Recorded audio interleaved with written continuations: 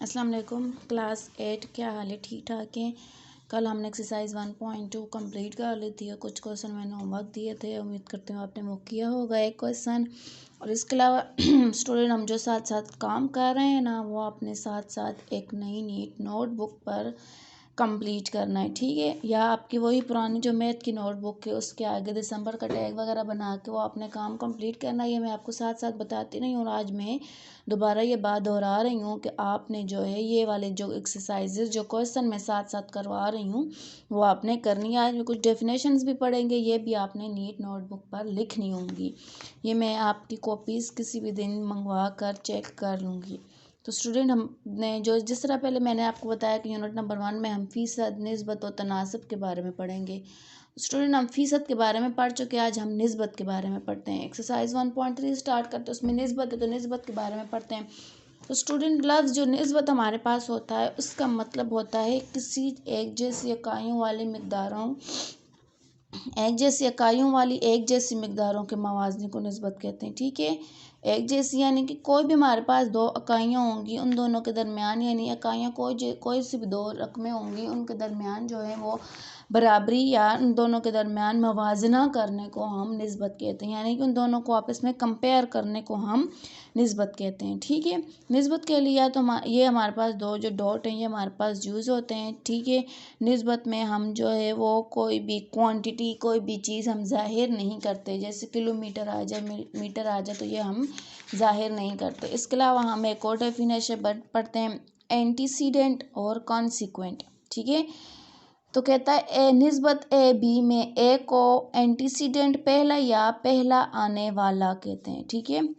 ए अभी हमारे पास है, ए निस्बत बी है, तो ये निस्बत हो गई। दो जो डॉट होते हैं ये निस्बत हो गई है। तो इसमें ए को एंटीसीडेंट कहेंगे और बी को कॉन्सिक्वेंट कहेंगे, ठीक है। निस्बत ए और बी में ए को एंटीसीडेंट और बी को कॉन्सिक्वेंट यानी बाद में आने वाला कहते हैं। मिसाल के तौर पर 2:5, 2:5 में 2 एंटीसीडेंट है और 5 कॉन्सिक्वेंट है, ठीक है। आपको समझ आ गई। तो निस्बत की कोई इकाई नहीं होती, ठीक है। ये जो चीज़ मैंने आपको पहले ही बता दी कि निस्बत में हम कोई इकाई कोई क्वांटिटी कोई भी चीज़ हम जो है वो ज़ाहिर नहीं करते। और ये डेफिनेशन आपने लिखनी और निस्बत की जो पीछे हमने डेफिनेशंस की है। तो जैसे कि हमारे पास मिलीमीटर आ जाए, मीटर आ जाए, तो हम उसको क्या करते हैं, इसको हम नहीं लिखते, ठीक है। निस्बत में कोई भी इकाई हमारे पास मौजूद नहीं होती। तो आए स्टूडेंट अब चलते हैं अपनी एक्सरसाइज की तरफ। 2.1.3 हम स्टार्ट करते हैं। कहता है पहली मिक़दार और दूसरी मिक़दार के दरमियान आसान शक्ल में निस्बत मालूम करें। अब पहली मिक़दार और दूसरी मिक़दार के दरमियान हमने निस्बत मालूम करनी है। तो स्टूडेंट हमारे पास पहला क्वेश्चन है RS24 और दूसरा है RS6 से हमने इन दोनों के दरमियान निस्बत मालूम करनी है। इनमें 24 लिखा, हमने 6 लिखा, निस्बत का साइन डाला है। हमने इधर RS क्यों नहीं लिखा, क्योंकि वहाँ पर था कि कोई भी क्वांटिटी उसके साथ नहीं होती। ये 24 है, 6 से 4 के टेबल पे कट सकता है, 6 के टेबल पे कट सकता है। 6 4 24 और 6 1 6। तो ये 6 के टेबल 4 टाइम्स लेके जाएँ तो 24 आता है, 6 के टेबल 1 टाइम्स लेके जाएँ तो 1 आता है। हमारे पास आ गया है आंसर। अब दूसरा क्वेश्चन है 20 kg और 5 kg। तो जिस तरह इकाइयाँ हम नहीं लिखते, 20 आ गया, निस्बत आ गया, 5 आ गया है, तो यह 5 के टेबल पे कट सकता है। 5 4 20 होता है, तो 4 लिख दिया, निस्बत आ गया, 5 1 5 होता है। और ये दूसरा 20 सेंटीमीटर और 80 सेंटीमीटर, यहाँ पर भी हमने इकाइयाँ जो हैं वो हमने ख़त्म कर दी हैं। सॉरी मैंने यहाँ पर नहीं।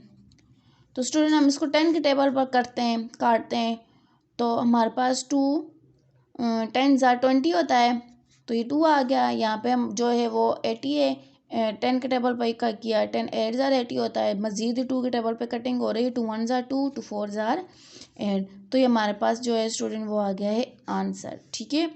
तो उम्मीद करती हूँ कि समझ आएगा। इसके बाकी जो रिमेनिंग पार्ट्स हैं, क्वेश्चन नंबर 3, क्वेश्चन नंबर 4 और क्वेश्चन नंबर 4, क्वेश्चन नंबर 5 और क्वेश्चन नंबर 6 जो है वो आपने होमवर्क करना है। और मैंने आपको पहले स्टार्ट में वीडियो के बताया, अभी लास्ट में भी मैं बता रही हूँ कि आपने जो है वो साथ साथ अपनी नोटबुक कंप्लीट करनी है। तो स्टूडेंट ये आज का हमारा काम था। कल तक के लिए अल्लाह हाफिज़।